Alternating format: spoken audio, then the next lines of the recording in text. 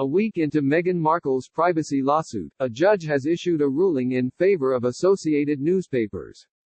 As the Duchess of Sussex's lawsuit against Associated Newspapers, the publisher of Mail on Sunday, gets underway over their publishing of a private letter to her father, Justice Warby ruled to strike out several claims in response to a pre-trial application from the defendant.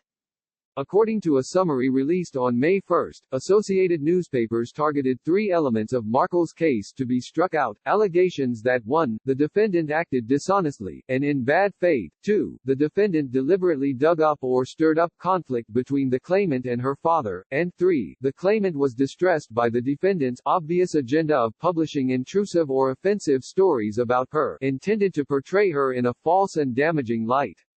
The grounds of attack on each aspect of the case are that the allegations are irrelevant in law, or inadequately particularized, or that it would be disproportionate to litigate the issues raised so that they should be excluded from the scope of the case on case management grounds. Per the summary, the court agreed that the three categories should be struck out. However, it was noted that, despite the ruling, Markle can come back with an application for permission to make amendments to the complaint.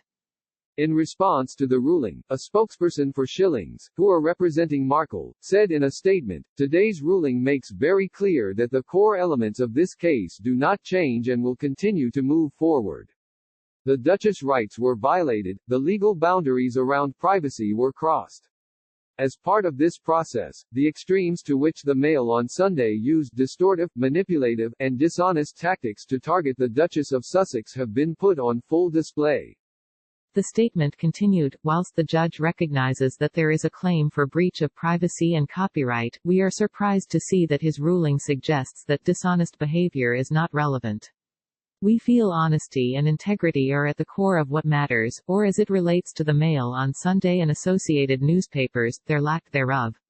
Nonetheless, we respect the judge's decision as the strong case against Associated will continue to focus on the issue of a private, intimate and handwritten letter from a daughter to her father that was published by the Mail on Sunday.